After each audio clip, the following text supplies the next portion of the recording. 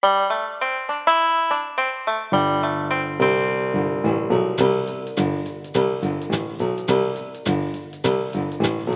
there! Welcome once again to Movin' Right Along, a Muppet Movie podcast brought to you by ToughPigs.com. This is the podcast where we watch the Muppet Movie 2 minutes at a time and talk about it a lot. I'm your host, Ryan Rowe. I'm your other host, Anthony Strand. And today we have a guest who is back with us from last week. Introduce yourself, guest. Hi, I'm Matthew Soberman. And once again, I write for Tough Pigs. Yes, I didn't stop writing for Tough Pigs, so I'm here once again. Right, I just want to make that absolutely clear. I was going to say, once again and consistently writing for Tough Pigs. Yes. And today we are looking at minutes 53 and 54 of the Muppet Movie. This clip begins with the very end of Miss Piggy expressing her feelings that it makes her giggly. And then it ends with Rowlf the Dog hamming it up on the piano. Yep. So we get to see Rowlf enter the movie. Yes. Which is kind of special. Yeah. So, we'll get to that in a minute. But yes. So Piggy finishes saying that it makes her giggly. Kermit says the wine, and she says everything. Oh, yes. In that seductive voice. Right. This is a very romantic moment. Yes, and I gotta say, it's absolutely wonderful when you think about these romantic Kermit Piggy moments that they're being performed by Jim Henson and Frank Oz, who were like two very good friends doing these love scenes together. Yeah, well, I'm sure that helped the chemistry.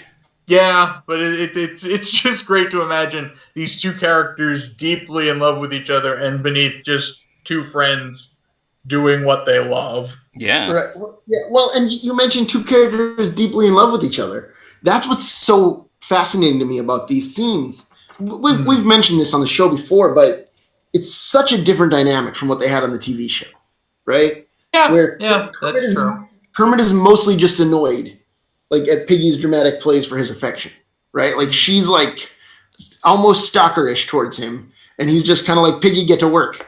that's their dynamic, right?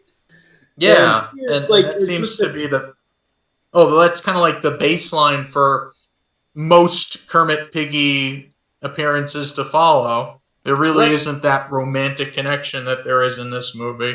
Right, and here there really is. And I mean, Piggy's so dreamy-eyed, and we continue the thread of Kermit being super nervous every time she's romantic towards him, which is so different from the show. Like I said, I'm annoyed every time she's romantic towards him. So I suspect that they knew the audience wanted to see more of the Kermit and Piggy relationship. So knowing that this was their first big movie and they had to do something different and they had to give the audience something that they would really want to see, maybe they just let they went all the way with the romance here. Yeah, I mean, Kermit has that smooth, the moon doesn't look like you line. Yeah. Right? They're about to kiss, right? Which is like, could be in like an old Hollywood romantic comedy. It's like something out of a Lubitsch movie or something. Yeah, the moon is just lovely. The moon doesn't look like you. That's like somewhere out there as a Muppet fan who wooed their husband or wife with that line on their first date. Now they're madly in love and happy. Well, you two have wives. Did you guys use that? I should have. No, but I will tell you, I did bring 3 issues of Roger Langridge's Muppet Comics on my first date with my wife. And she was excited to learn that series existed. Oh. And that's why she married you. It kind of is. Like, that's almost not a joke.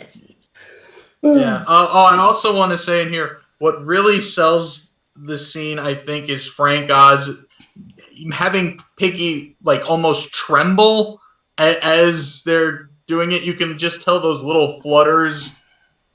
It just, I think, I cannot look at these characters as puppets.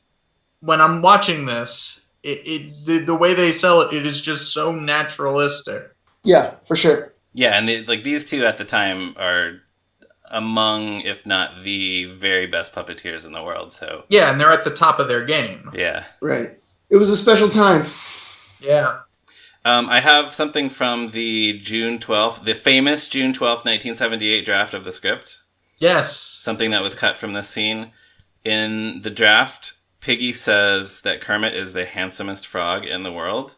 He says, "I'm no Robert Redford," and she says, "He has one thing Robert Redford doesn't have, webbed feet," which is fine.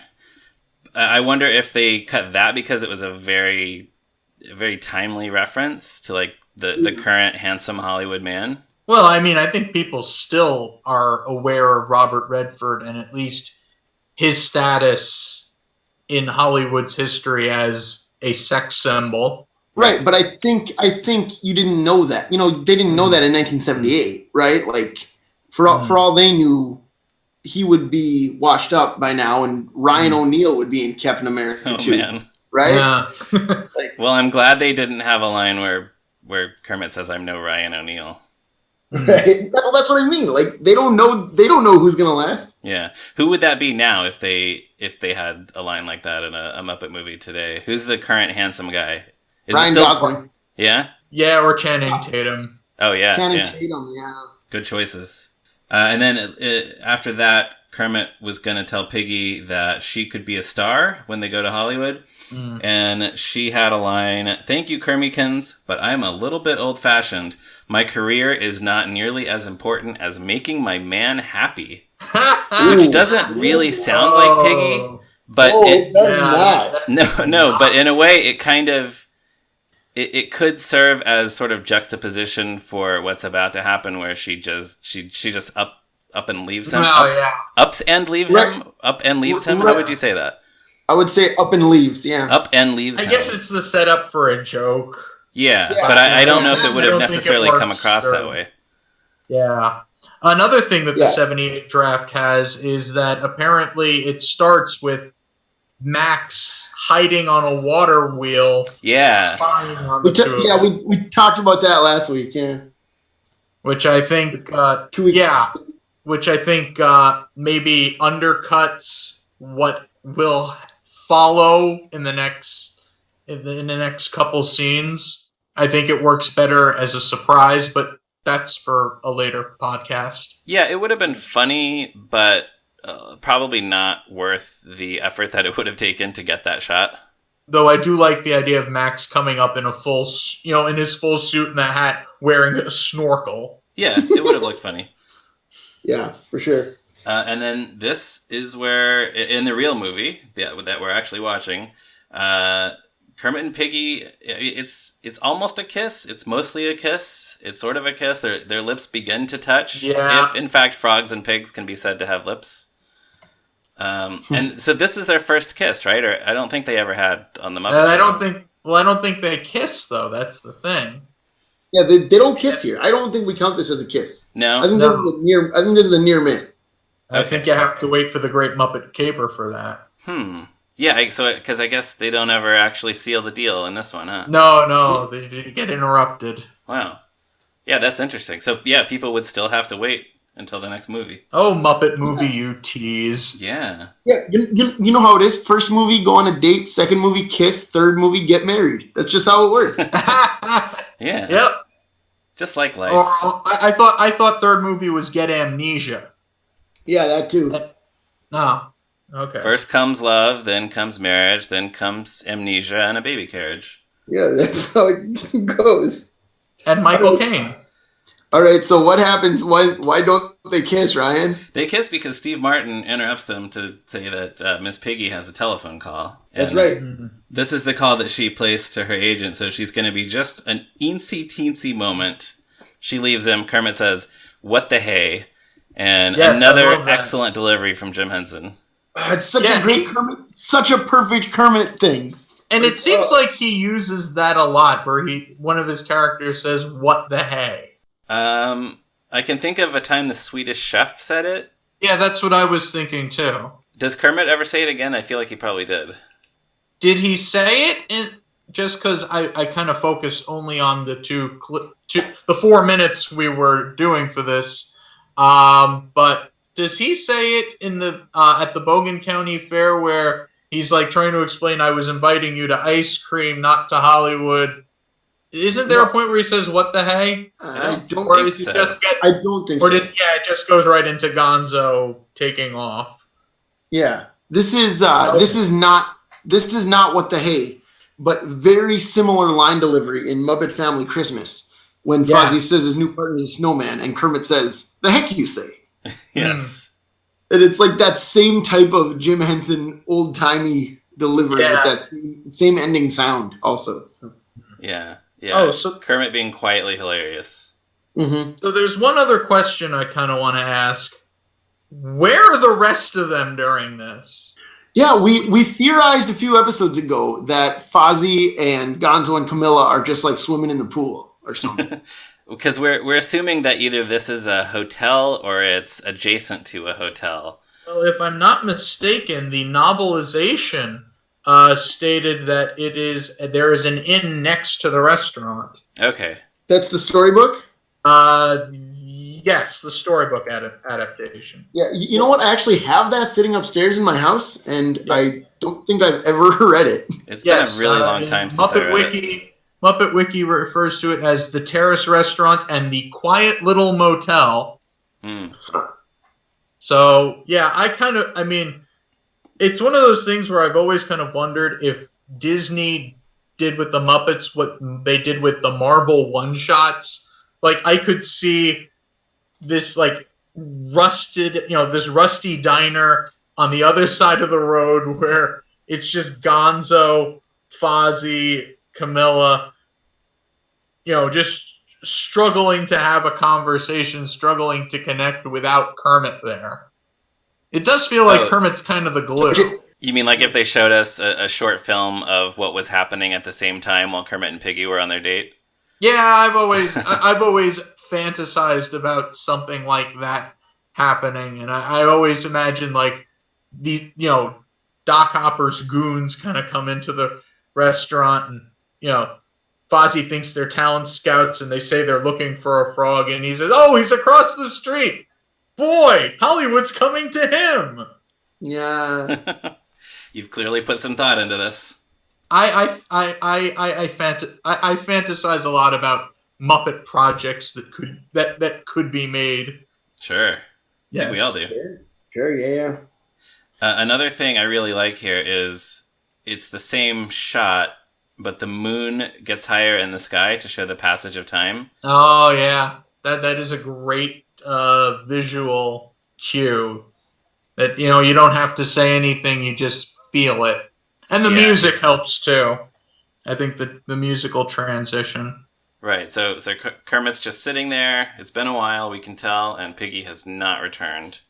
Yeah. And then we hear the piano. Do you guys have anything else before we get into the person who's playing the piano? I love that Piggy. Like, I love the reveal that Piggy has an agent already.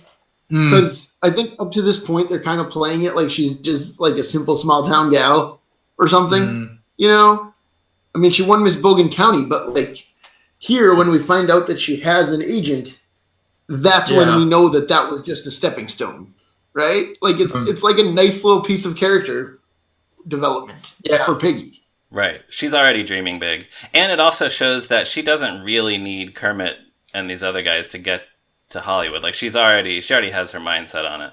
The frog's just the ride. Right. Yeah, she is definitely focused, and I think it informs the character. Maybe not necessarily in the rest of this movie, but certainly, you can see that drive in Piggy. Elsewhere. Yeah, that's an important part of her. So then we hear the sound of the piano, and our first glance at Rowlf the Dog is his hands playing this piano. I think it was... And what a cool piano. It's like built into the bar. Yeah, that's a cool thing. I think I was really fascinated by that as a kid watching this movie. But I think it was our former guest, Danny Horn, who said at some point that it's never interesting to watch a piano player's hands playing the piano on screen unless it's Chico Marx or Rowlf the Dog. Accurate, yeah. Yeah. So, fortunately, that's who we have here. He introduces I thought we were himself. going to get Chico. Wouldn't that be something? Oh man, Chico Marx's ghost giving Kermit romantic advice. I was gonna say, Groucho still alive when this came out, or had he passed? No, Groucho died in 1977. Ah, okay. So maybe he watched the Muppet Show before he passed, but no, not right. It's not impossible. But Zeppo was alive when they shot this. Oh, He died right after. So. Huh. They could have gotten everyone's favorite Marx brother, Zeppo. Yep. Well, certainly your favorite. You know, you'd think so because of my Twitter handle, but ironically, he's not. That's the thing. So. All right, let's talk about this guy, Rowlf the Dog. Yeah, he introduces himself by name. I think we were talking about that earlier, how many characters say their names in their first scene. But as long as I'm mentioning that, I don't know, this is a hot topic, so I don't know if I should bring this up, but there seem to be different takes on how to actually pronounce his name. I wrote an article once for our website about the fact that some people say his name more like Rolf. Some people say it more like Ralph. I'm a little bit more on the Ralph side. That here, when he introduces himself, it clearly sounds more like Ralph to me. Huh. No, not to me. I disagree. Really? I heard Rolf, yeah. Yeah, I think it's more Rolf myself. Yeah, the only time I really hear Ralph is when Fozzie addresses him by name. Yeah. So when Frank Oz characters speak to or about Ralph, it definitely sounds more like Ralph than Rolf. But yeah, I don't know. Anyway. Who is he? So he's a dog. Yeah. He's playing the piano. He plays an arpeggio. He says, "I'm no Heifetz, but I get by," which is a joke because Jascha Heifetz was a violinist. Now, how many people do you think watching this movie knew that? I didn't know that until this morning. Yeah, I knew it because I read it on Muppet Wiki a few years ago, but also I had never bothered to look up who Heifetz was. Yeah. Until I mean, you can tell otherwise it's got the cadence of a joke. So you can tell that Heifetz must be a musician of some sort. Right. And apparently Rolf had made that same joke in the George Burns episode. Yeah, this is a fairly rare occurrence of them recycling a joke. Where he told George Burns that he considers himself another Jascha Heifetz. George Burns says, "Heifetz plays the violin," and Ralph says, "Nobody will ever know the difference." And he was right. Exactly. Yeah, we just proved that. I mean, they recycle jokes all the time, like, what's snoo? Nothing's a snoo, man. What's snoo? Kind of stuff. Those feel more like, I don't know, like bits. If it can be said that there's a difference between a bit. Yeah, more like running gags. Or the herd of cows.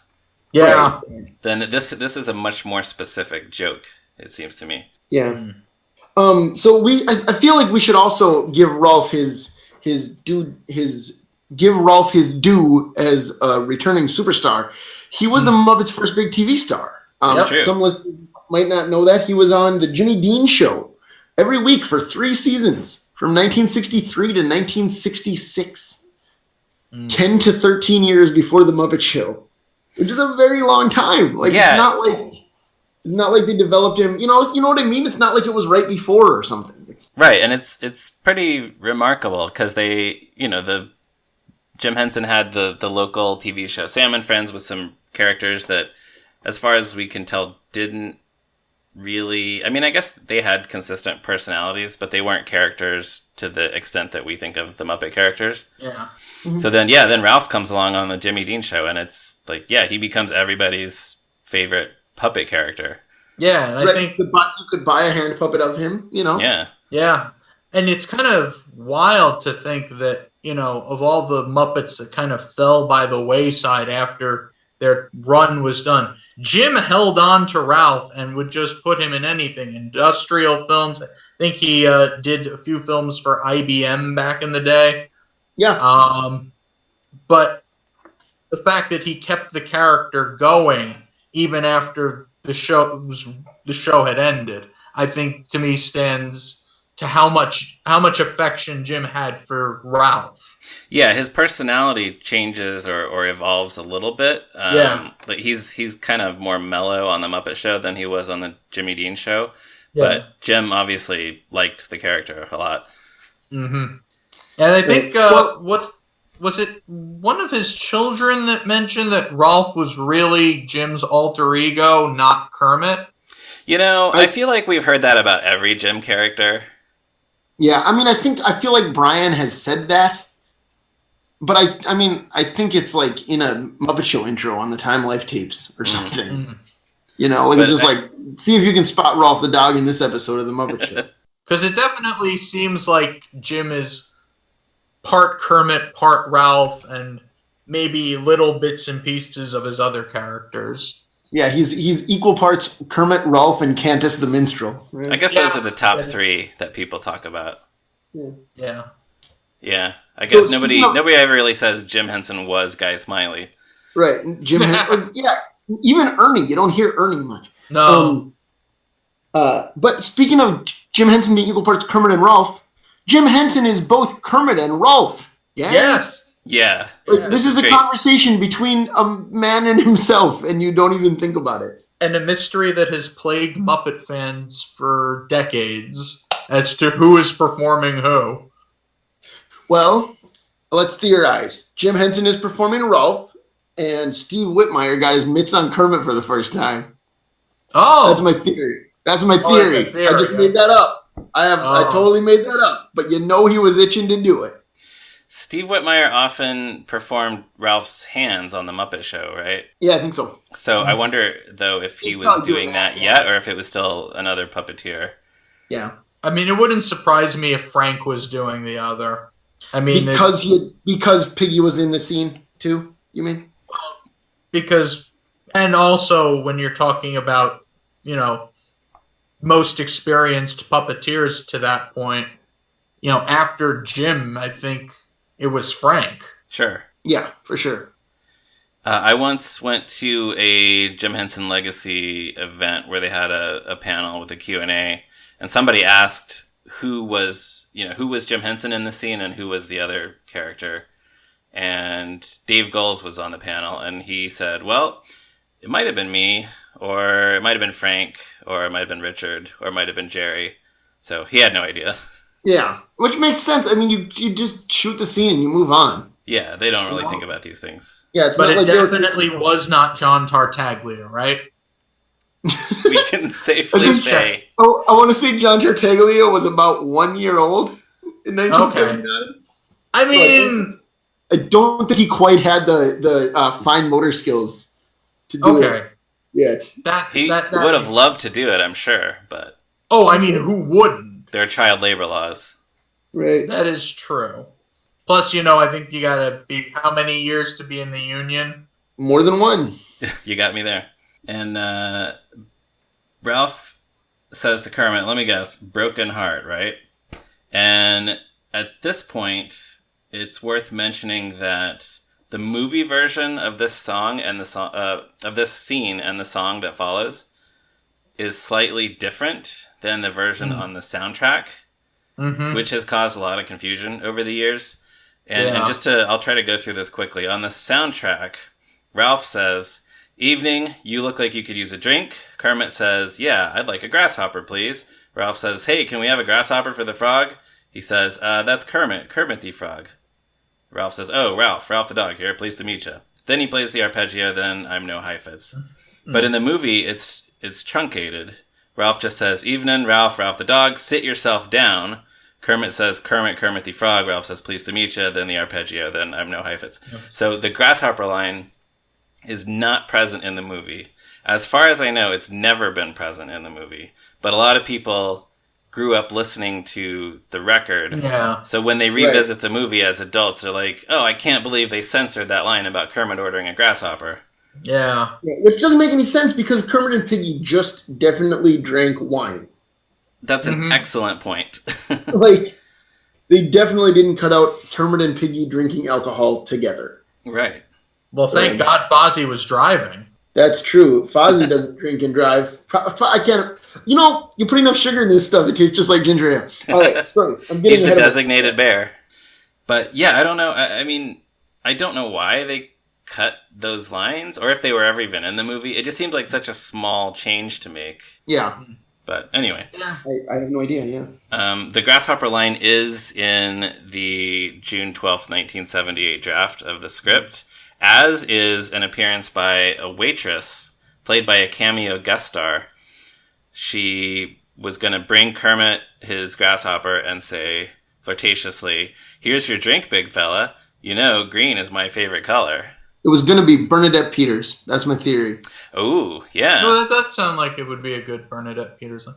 Don't She they would've been a use good the choice. grasshopper? Don't they use the grasshopper joke later in the Muppets Go to the Movies during the war picture scene?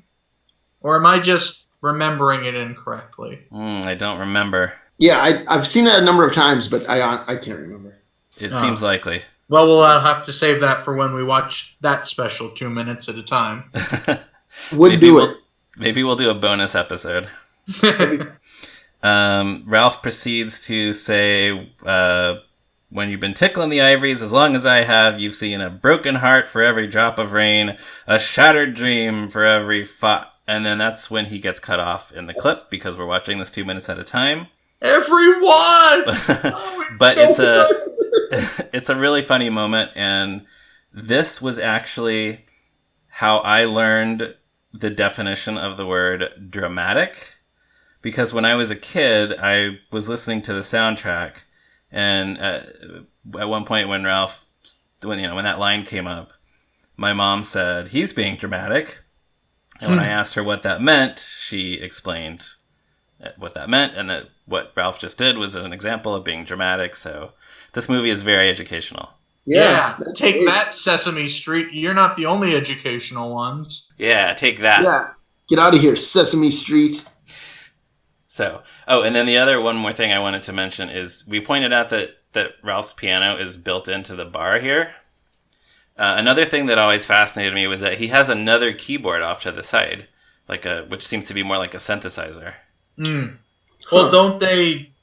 Well, at least in the soundtrack, I don't remember if it's in the movie, but doesn't he use the synthesizer for like the last verse of the song that follows? Oh, you know what? I think you're right. There's sort of like a drum machine sound. Yeah. Yeah, I think you're right. Well, we'll just have to keep an eye out next episode. Next episode, Kermit and Rowlf sing a song together. Yeah, Yep. And do either of you have anything else for this episode? Not that I can think of. Do you, Anthony? I did want to mention earlier that even though Steve Martin doesn't get much to do here, I'm so glad that he's in 3 consecutive segments of this podcast. His cameo spans 3 episodes of our show. And doesn't he come back one more time? I don't. He does. Yeah, you're correct. Oh yeah, he will come back one more time. Yeah. Welcome back. 4. We're gonna have 4 Steves, which is better than 1. Which is better than it must have one of the long Madeline Kahn. Right? Yeah, it must be one of the longer cameos in the film. I mean, obviously not all together, but certainly if you add up the time, it must be one of the longer cameos. Yeah, he gets a lot of screen time. The only one I can think of that could possibly have more would be the other upcoming cameo that we alluded to, but I don't think his scene even stretches out over that many minutes, but I guess we'll find out in upcoming episodes. We will see. Yes. And with that, we will wrap things up on another episode. Everyone, be sure to check out toughpigs.com on the internet. It's a great website. Thank you. I particularly enjoy your articles, Anthony. Oh, thank you. And my articles. Aw, thanks. I like your guys' articles, too. I like everybody's. Oh, wait. Oh, we're doing a compliment. Yeah, your guys are good, too. Thanks. And what was I saying? Oh, yes, we're also on Facebook and Twitter and Instagram and other things. And please Tumblr. give us... We are on Tumblr. I have no idea who runs the Tough Pigs Tumblr these days, actually. I don't really understand Tumblr, but we are there. So, you can give us a 5-star review on iTunes. That'll help us out. Tell all your friends about us if your friends like Muppets. We should mention our theme song is by Stacey Rosen. Our logo is by Morgan Davey. And I think that just about wraps it up. So please join us again next week for another episode of Movin' Right Along. Bye. What the hey?